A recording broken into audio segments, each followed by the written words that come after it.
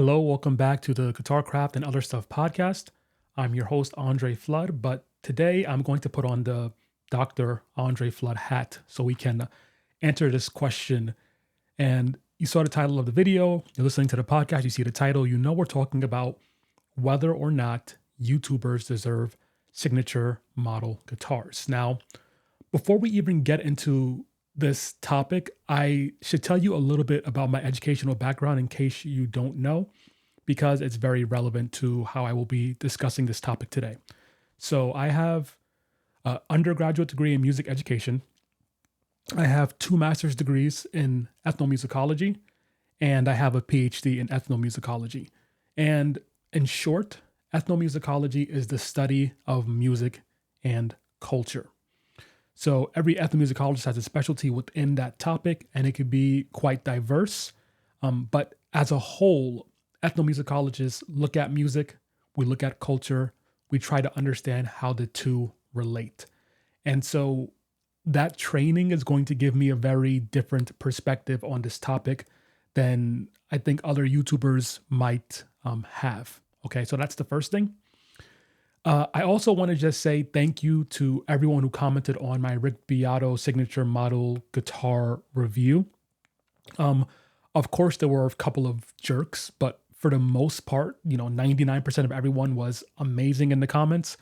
And I really enjoy when I get comments because I get to learn from you all. I get to learn about the history of different guitars that I didn't know about. I get to learn about what different people value in guitars and whatnot. And in this case, this topic came from conversations I was having in the YouTube comments.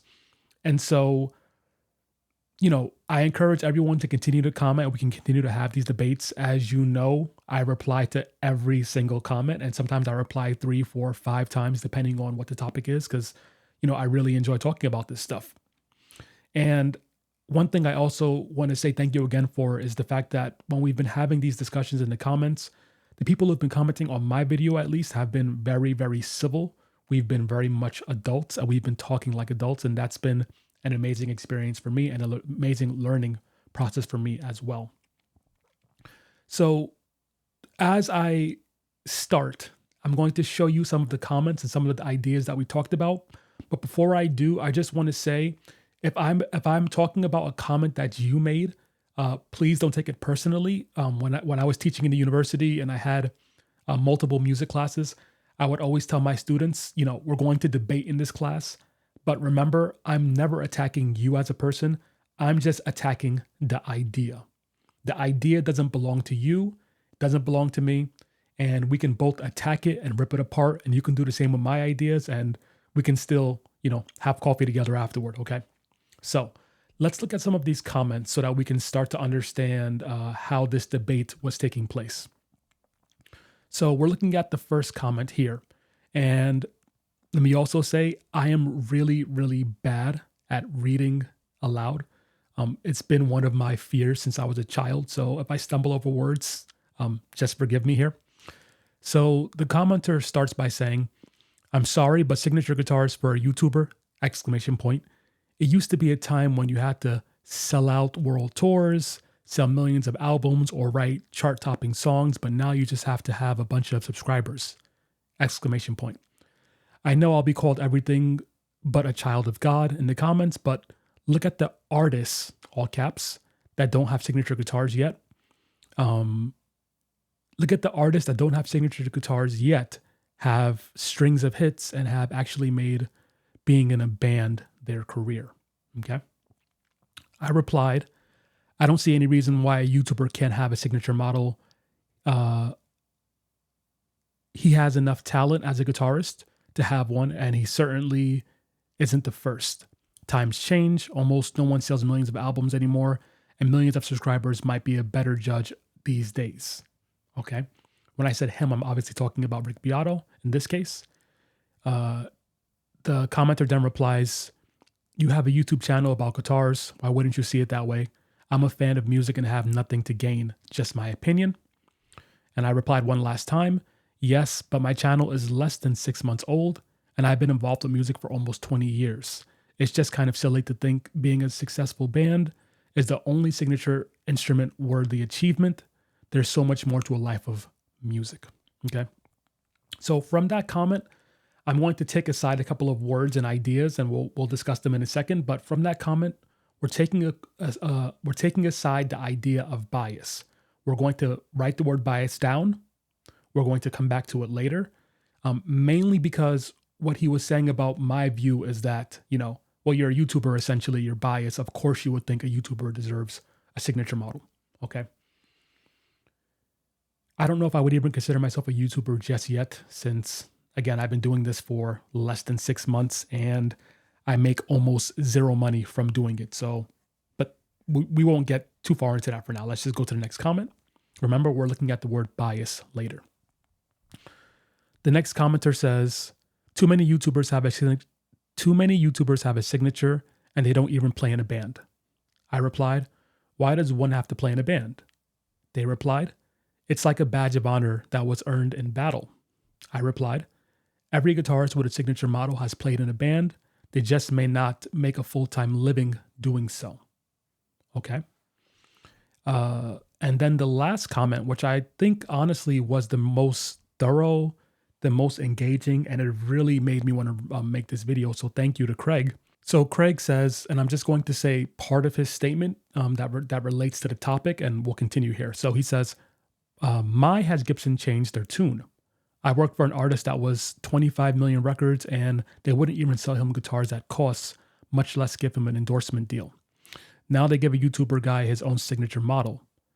The very high Gibsons are very well made, so on and so forth. But that first part of the sentence is what matters for us. I replied, Gibson clearly has changed, but I think them giving Rick Beato a signature model is a wise change. He isn't the first YouTuber to get one. Tom Quayle's another great example. Craig replies, that's an interesting viewpoint. I can see how it's a good advertising move. I just see it as diminishing the brand by doing YouTuber signature models. Artist guitars, in my mind, should be an actual, quote, artist guitar. But just my 2 cents for what it's worth. I then reply again, and this time I give a longer response. I say, I get your point, but give me one more chance to change your mind, just for fun. Let's ignore Rick Beato for a second, who, by the way, is a monster guitar player. I don't know if you've heard of Tom Quayle. I don't know if you've heard Tom Quayle play, but if you haven't, give him a listen for 30 seconds. I'm pretty sure you would agree he's an amazing guitarist, yet he has never released a single album or a single original song to my knowledge. I'm not sure if Tom Quayle had released an original song, but I know he hasn't released an album. Okay. I continue. There are a ton of guitarists in touring bands who have signature models who aren't nearly as talented a guitarist as Tom Quayle. Do they deserve a signature model over him just because they are in a band and have records? We can apply all the same stuff to Rick Beato, in my opinion. Rick Beato, Tom Quayle, whoever, they are all talented artists, and in my opinion, deserve anything they can get. Signature guitar, amp, whatever. Anyway, just my 2 cents, Craig. I'm obviously biased as a aspiring YouTuber. Craig then replies again. He says, I have no ill will towards YouTube guitarists. I visit several guys' sites and pick up new things constantly. But my view is recording original music is the definition of artist. I'll say that one more time. But my view is recording original music is the definition of artist. As you well know, great guitar players are a dime a dozen. Great songwriters aren't. So for me to consider a signature guitar, I would have to see the artist as something above and beyond. Clapton, meaning obviously the guitarist Eric Clapton, has a signature. Clapton has a signature as a consideration. I know I'm missing several major guys, but I think you get where I'm going with this. Beato has done very well on YouTube platform and has probably inspired many guys to start their own channel. I doubt very seriously that there is a 17-year-old kid in his room wearing his fingers down, learning to play because of Beato, or most other YouTube guitarists. It's the excitement of a live show, the anticipation of new music, the image of all that defines an artist to me. Beating the odds, rising to prominence among a few who make it, that to me is the guy deserving of a signature guitar. And then he says, I wish you well, so on and so forth. I also wish him well and say thank you for being polite and all of that stuff. There's a lot to unpack. So here are our terms: bias, YouTuber, artist, and nostalgia. Okay. And I keep saying we have terms because it's important for us to really unpack these words. So, uh, for those who may not be aware, right? If you ever read an academic journal or a book written by uh, a professor or a PhD for an academic crowd, it's very common for there to be a 40, 50, 60 page introduction that does nothing except for define the exact terms that they will be discussing in the book. And that's because defining the terms that you're going to have your discussion on, that's a super important point, because if you can't even agree on the terms of the discussion, you obviously can't have a meaningful discussion. So we need to really focus on the terms bias, YouTuber, artist, and nostalgia. The first one I'm going to talk about, and I'm going to only talk about this one very briefly, is the idea of bias, because we often throw around the word bias without understanding how common it is, how it proliferates everything in the world as a human. Okay.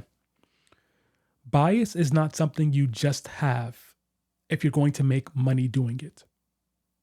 So just because I want to make money on YouTube one day, that doesn't mean that that's the only reason why one could be biased as someone who is looking at signature guitar models. Okay.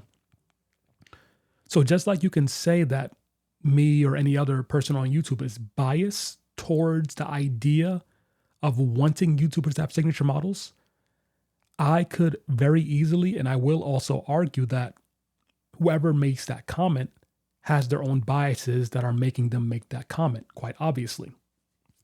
For example, if you grew up in the 60s, 70s, 80s, and your experiences of music are live concerts, are playing records, are transcribing, songs from records, of idolizing famous guitarists on stage, if that is your background, you are quite obviously going to be biased towards that perspective of what a signature artist should be. Even if you don't make money as a guitarist, even if you're just a bedroom guitarist who does it for passion and does it for fun, you are still biased because of your upbringing with the guitar. Okay. So, of course, am I biased because I make YouTube videos? Sure. Am I biased because I was born in 1992 and I came to learn guitar a lot through YouTube? Does that make me biased? Of course. But my bias and your bias are both important factors that are leading us to have this discussion. Okay. So we can't excuse anyone else's bias just because, YouTube guitarists happen to be YouTube guitarists. So that's the first thing. We're not going to spend a lot of time with that. I think you get the point. The second thing that I think is very important is the idea of nostalgia. And nostalgia is one of those words in academia that people have really, really spent a lot of time talking about and discussing and analyzing. We're not going to take that perspective. I'm just going to bring up a few things about the word nostalgia and what it means to this discussion. And it kind of has to do with bias as well. So that's why I thought to put it right here. As humans, okay, as human beings, we all, or I should say a large majority of us, if not all of us, have a tendency to experience nostalgia, okay?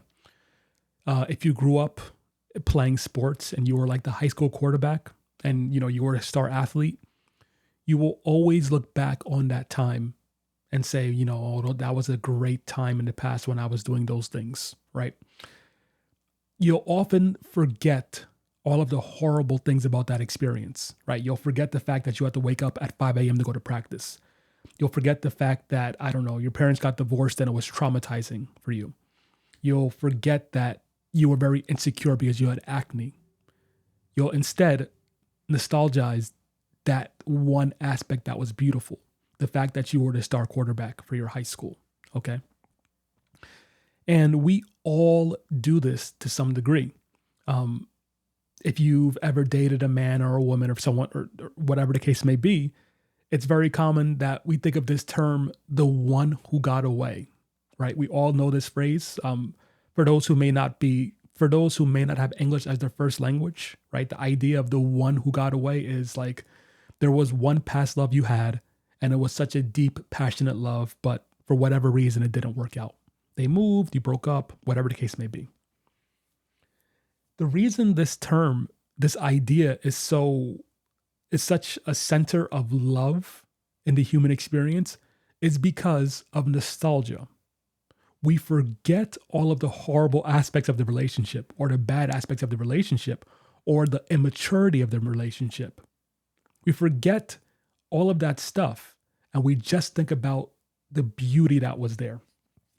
Okay, you get the idea, nostalgia. The same thing happens when we talk about something like an artist signature model. Okay.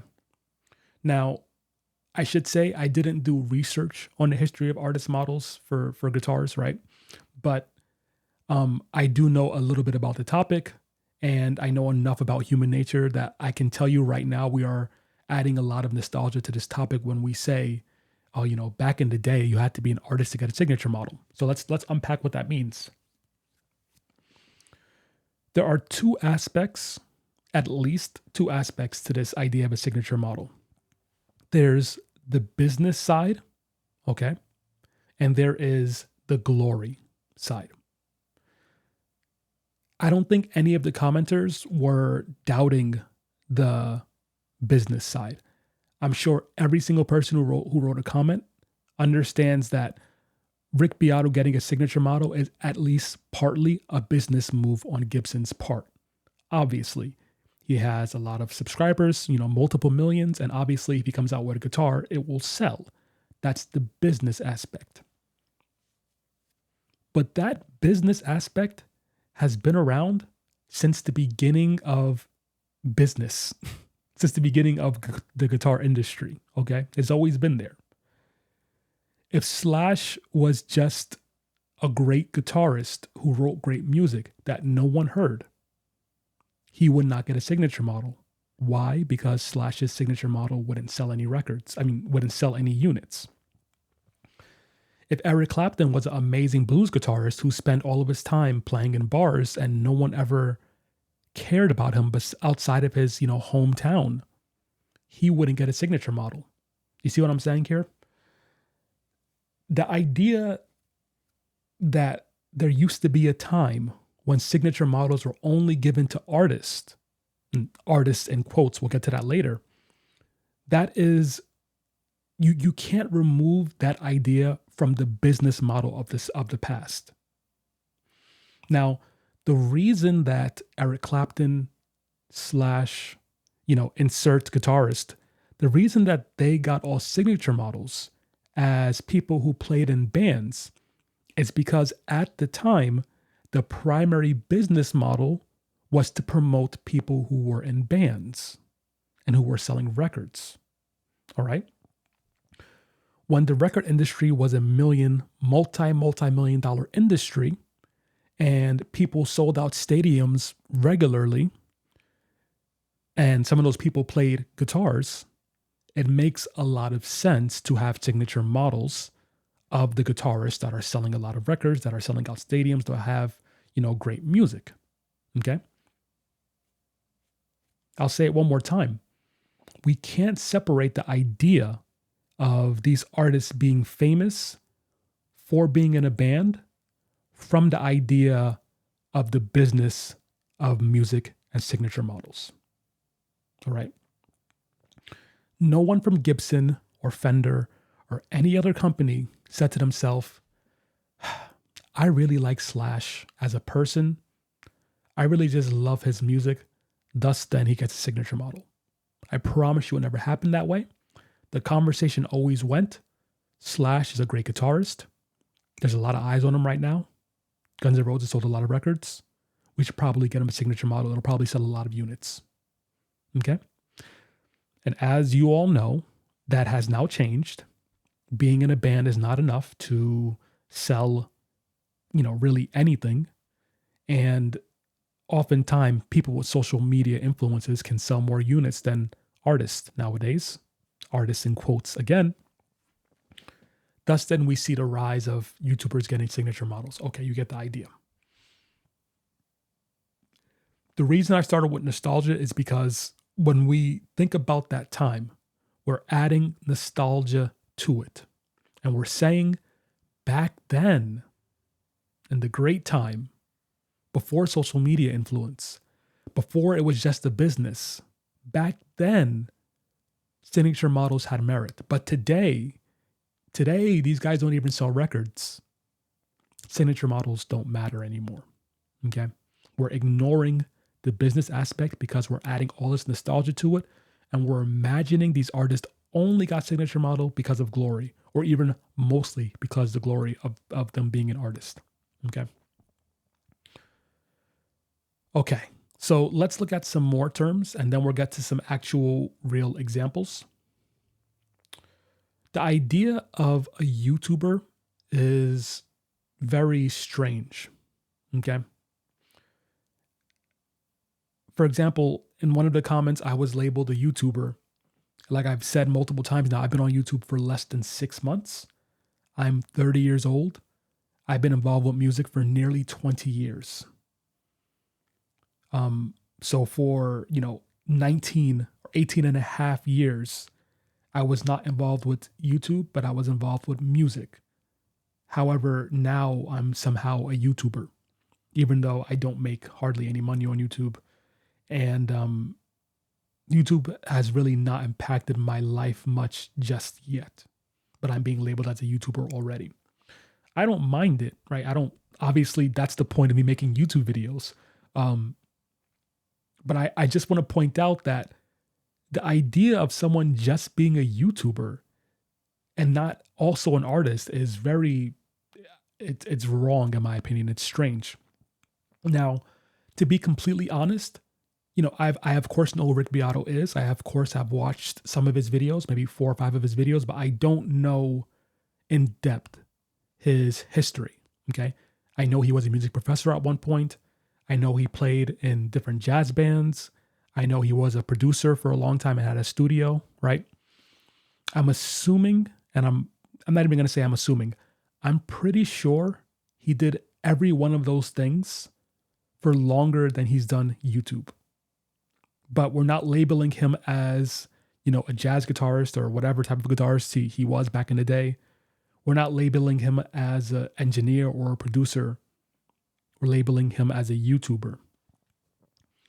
And I understand why we're doing that, right? We're saying he's a YouTuber because chances are if he wasn't on YouTube, he wouldn't have gotten his Gibson signature model. Thus, then, we're saying the YouTube is what got him there, not his playing in a band, not his being a producer, so on and so forth. But I just want us to take a second to just take the term YouTuber aside and put it in your pocket, because we're going to be talking about that a few more times as we get into the actual examples. So I'm going to go back to the comments for 1 second and point out one comment, okay? So I'll read this comment again. He started by saying, too many YouTubers have a signature and don't even play in a band. And I said, why does one have to play in a band? And he said, it's like a badge of honor that was earned in battle. Right. So the idea that a YouTuber doesn't play in a band, a YouTube guitarist doesn't play in a band, is honestly, it's kind of silly. And I don't mean to be rude, but it doesn't really make any sense, because obviously just about every, I'm just going to say it, I might be wrong.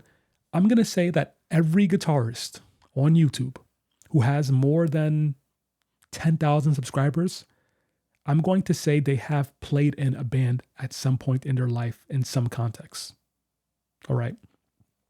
I'm pretty sure of that. And so if playing in a band is a badge of honor in order to be considered an artist, or to be considered worthy of a signature model, Just about everyone on YouTube who has a significant following has done that to some degree. The question is whether or not they played in a band and earned their living doing so. And even to that, I would say that, of course, many have done that at one point. Okay. And so we go back to this idea of, does it matter, how long you did your past music career versus your YouTube career? Did you have to have been known in your past career before your YouTube career to be worthy of a signature model? Okay. Does that matter? And if so, how well known do you have to be outside of YouTube or before YouTube before you deserve a signature model then? How many bands did you have to play in? How successful did those bands have to be? I mean, we can do this all day. I think you understand the point. Just the idea of playing in a band. I didn't even mention the fact that, of course, there's many guitarists who aren't known for playing in bands who make original music who are amazing, right? Solo guitarists. So should there be no solo guitarist who has a signature model? This is probably the least thought out comment in terms of the thing we're talking about. So we won't spend a lot of time here, but let's move on to the next one. Okay, so we're back to this one here. About the time where you have to sell out world tours, so on and so forth, millions of albums, write chart topping songs and so forth. Basically, you had to have been a musician in the 80s or before to get a signature model guitar. Obviously, we all understand that the music industry has changed. If you had to sell out tours and sell millions of records, almost no one born, in the 90s or afterward would ever get a signature model guitar. Almost no one. Because that's just not the way the industry works.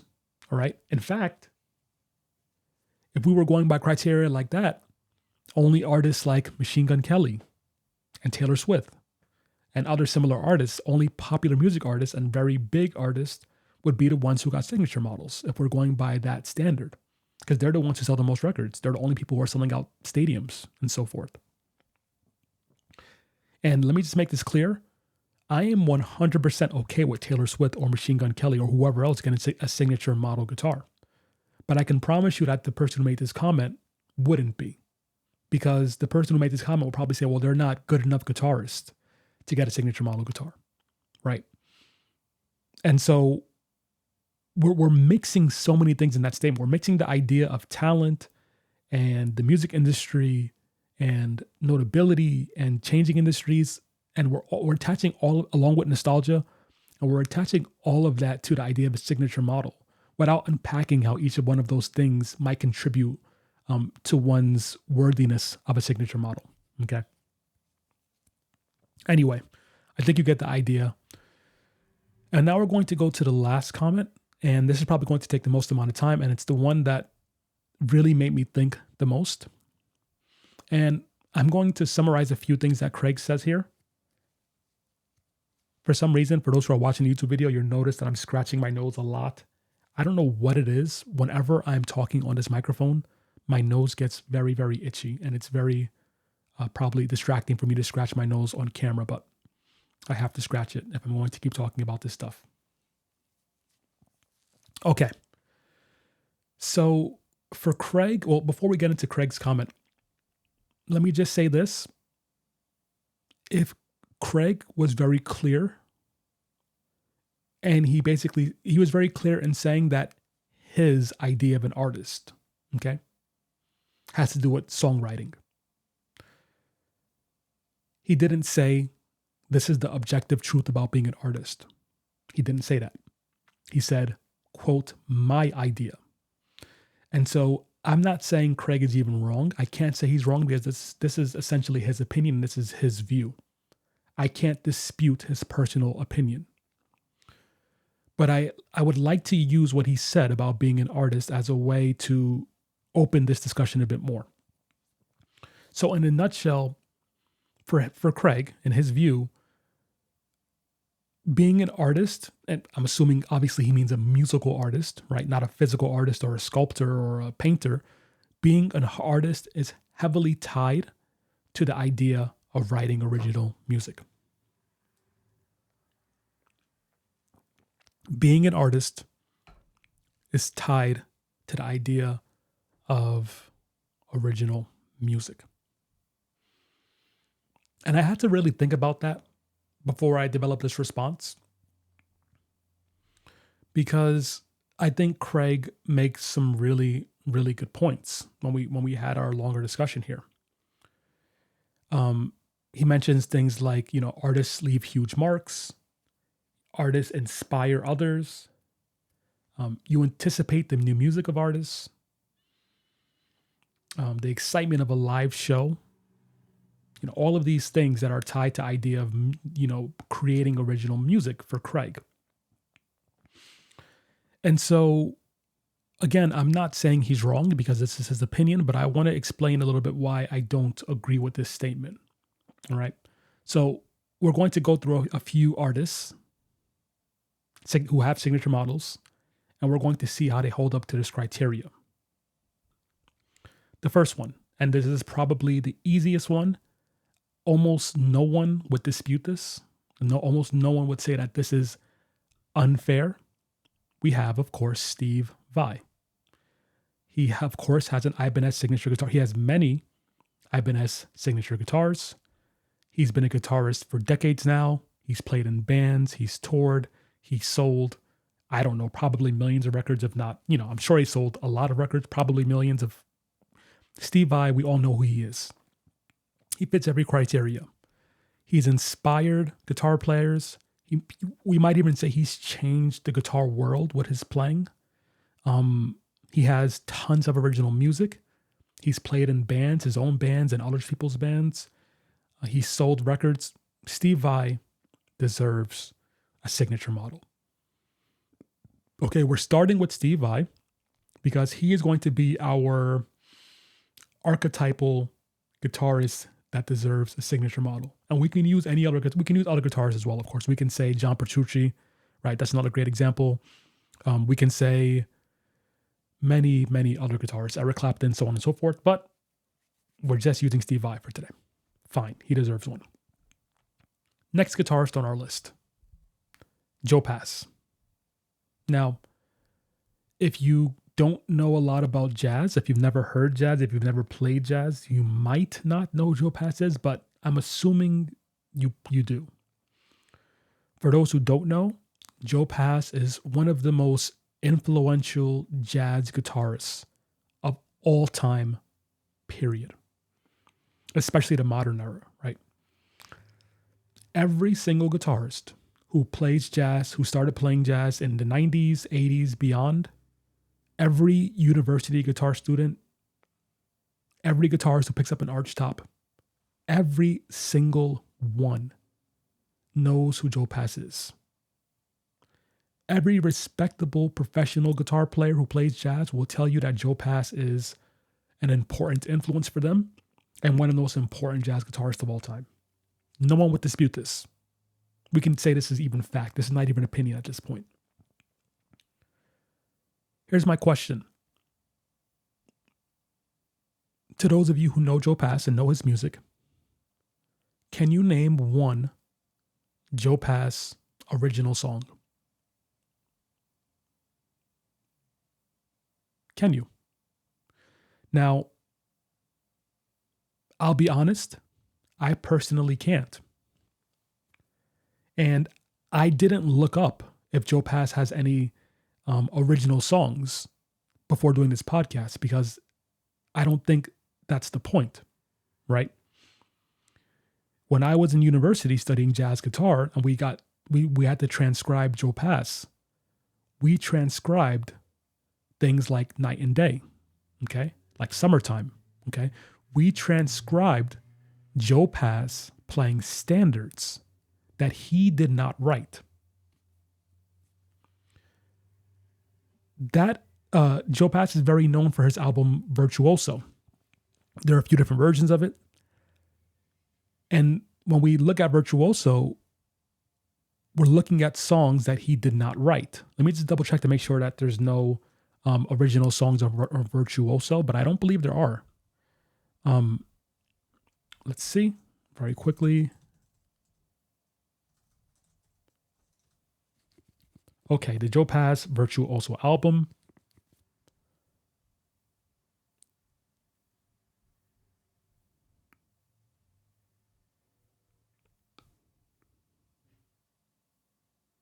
Okay, to be fair, this is going to totally ruin my argument, but I'll be honest.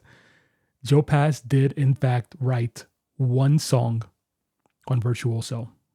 Okay. 12 songs, Joe Pass wrote one of them. But all of the other songs are just jazz standards. All right, Night and Day, Stella by Starlight, How High the Moon, Cherokee, Round Midnight. Joe Pass didn't write any of these songs. And Joe Pass, taken as a whole, is known more for those versions of iconic songs than he is for his original music. I don't think anyone would argue with me there. In fact, the fact that he has written original music that is publicly available and that people know, that makes this point even better. Okay. So now I'm going to change the question. How many original songs do you have to have written before you should be considered an artist worthy of a signature model? If you have a very famous album and it has 12 songs, but only one of those songs is original, should you still get credit as an original artist who deserves a signature model guitar? What if you didn't write any of those songs? What if you wrote 5 out of 12? So on and so forth. I can promise you this, even if you've never heard Joe Pass's original songs, which, you know, a lot of guitarists probably haven't. A lot of guitarists probably don't focus on those songs as much. Joe Pass's influence and inspiration is undeniable. Okay. He, of course, has a signature model guitar.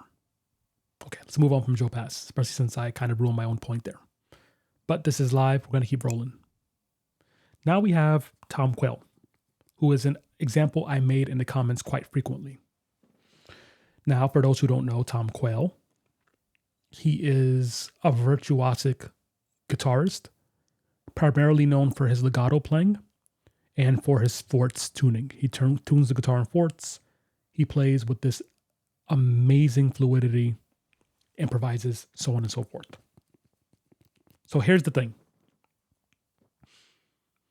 I do know this to be true for a fact. Joe Pass has one song on a famous album that was original, 1 out of 12.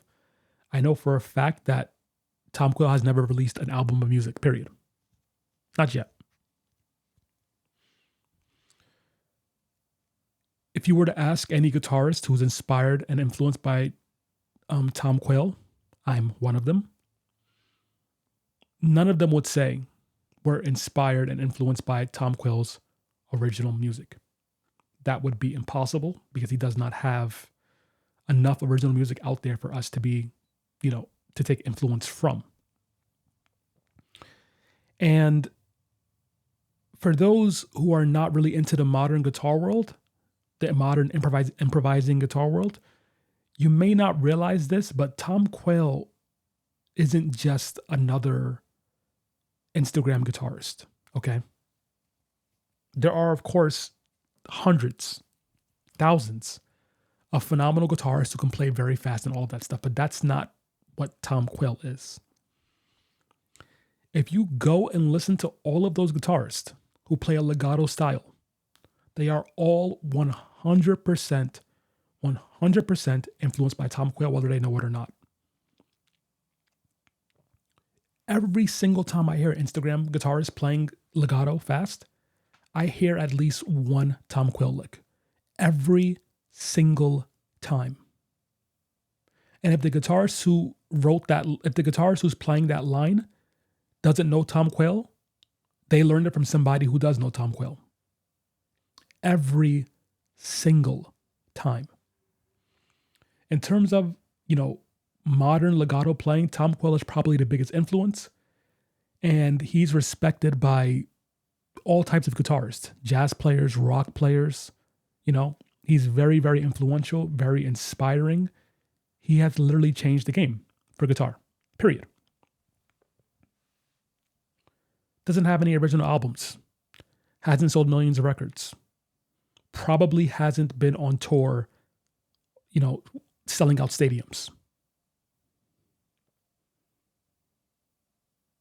Has he written an original song? I don't know personally, but I can pretty much guarantee that yes, Tom Quill has at one point written an original song.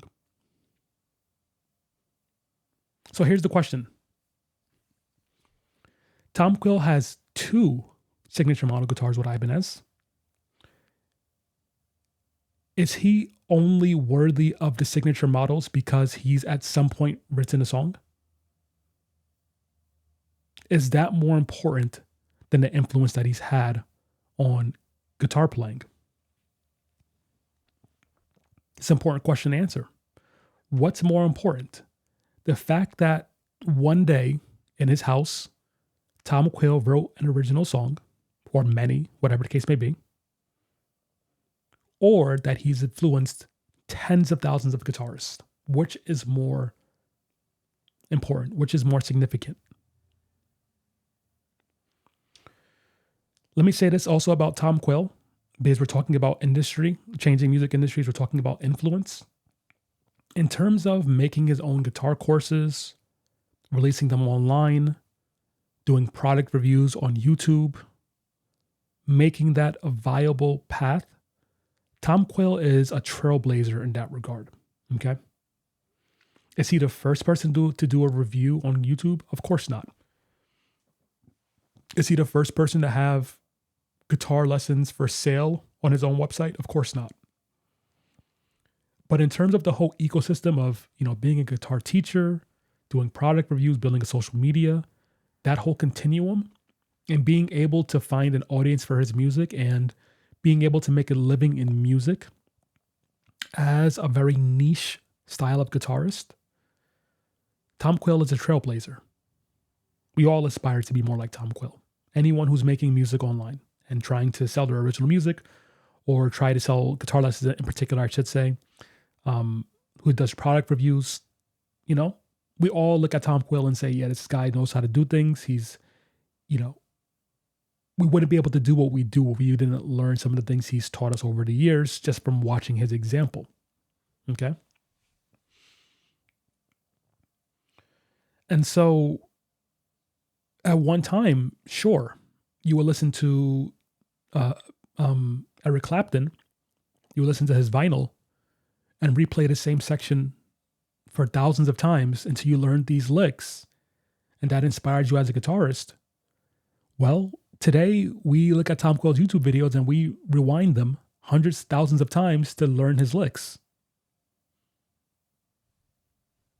We make them our own. We look at how he's made a living in music and we say, well, maybe that's something that I can do since I also play a genre of music that's not going to sell out stadiums or sell millions of records. And so in this case, like I said, I'm sure Tom Quill has written a song. But more importantly, he's inspired and influenced an entire generation of guitar players. Not to mention he's also incredibly talented as a guitarist himself, quite obviously. And to me, if that's not worthy of a signature model, I mean, I don't really know what else could be worthy of a signature model if that isn't,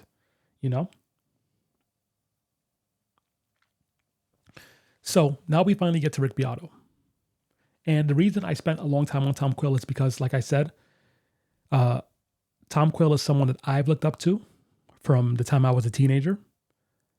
When Rick Beato got famous on YouTube, I wasn't really watching YouTube guitar videos. I was kind of done with that era of my YouTube stuff before I came back and decided to make a channel myself. So Rick Beato is not someone who's had as much of an influence on me personally. But at the same time, I know for a fact he's had an influence on a lot of people. Although you may not know his original music, I'm sure he's written an original song. I know for a fact he's played in bands at some point. And so the question is, why should he or Tom Quayle be dismissed from the signature model, I don't know, glory?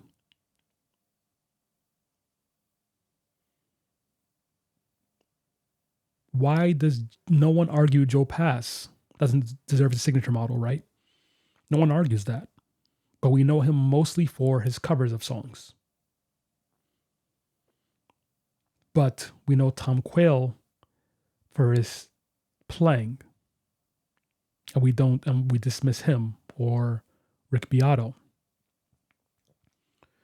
I want to end with a couple other things to talk about here. That's the idea of being an artist, and I mentioned this in the comment. There are many different types of artists. And I know this because, like I mentioned, my field, ethnomusicology, we study artists from across the world, from different cultures, so on and so forth. And Craig mentioned, pouring your heart out into making a song on stage, all of that stuff. You don't have to only pour your heart out and spill your blood on stage as an artistic expression, right? If you're an improviser, like if that's what you do, if that's what your music is held to a standard for, then improvisation is the actual thing that makes you a reputable artist to some degree. One of the last things that Craig said was, yes, improvisation is awesome, but what did he say? Something along the lines of, but no one has no one can improvise without a song, or no improviser will be anywhere without great songs. Something along those lines. And Craig is 100% right. We do need songs, okay? We do need songs to improvise and to learn about music. But let me bring another example outside of the guitar world for a second, just so we can see the point. Now, many of you may not know this, but within ethnomusicology, all of my degrees, all of my area of focus was Indian classical music. Classical music from South Asia. And let's talk about North Indian classical music for a second, which is called Hindustani music. This is a genre of music that is mostly improvised, right? We're talking about, 95% of a presentation is improvised. You might perform for one quote unquote song for 30 minutes. But in those 30 minutes, you might sing the actual song for 4 minutes, 5 minutes. And then for 25 minutes, all you do is improvise on something called a rag. It's also, for just so that we can get through this idea, we'll call a rag a scale. Don't quote me on that. I have spent a lot of time teaching people that a rag is not just a scale, but just for our argument's sake, so we can make this point, we're just going to reduce it to a scale. Just for now, okay? If you are performing a concert for 2 hours, okay, it's 120 minutes. And 10 of those minutes is spent on song. And 110 minutes is spent on improvising on a scale. Is the song actually that important for what you're doing in that concert? I'm not saying it isn't. I'm asking. You might think it is. I might think it isn't. Doesn't matter. We're just talking about this idea. Is the song important in that context? I should also mention that most Hindustani musicians who perform don't perform their own songs. Not very often. So, they're not performing their own songs, and they're spending most of the concert performing on improvised scales. and they barely even sing a song. Are they not artists? Are they not artists worthy of a signature model instrument, whatever the instrument is, a sitar, a sarod, whatever the case may be?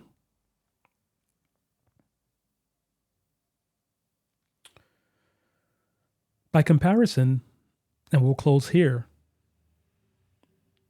if you are a guitarist who plays jazz, who plays acid rock, who plays modern, improvised music that centers around chords in place of songs. Or how about this? If you're a classical musician and you made your career playing Bach, Beethoven, Mozart, and no one knows you for your original music, they know you for how you interpret Bach, Beethoven, and Mozart on the guitar or violin or cello. Do you now, for some reason, no longer deserve a signature model because you aren't known for original music? I understand that the electric guitar industry is very different than every other music industry. Okay, it's not the same as classical music or Indian music. But when we're talking about artistry and merit and influence, all of these things are cross-cultural. All of these things have been here since the dawn of humankind. And they all should influence how we discuss this topic. If you are so inclined, please leave a comment below letting me know what your views are. Did I change your mind? Do you still not agree with me? If you don't, that's totally cool too. We can continue to debate in the comments. I'll debate with you all day just for fun. Please remember, I'm not attacking anyone. I'm attacking ideas. I'm attacking concepts, but not you personally. You're a great person. I'll talk to you soon.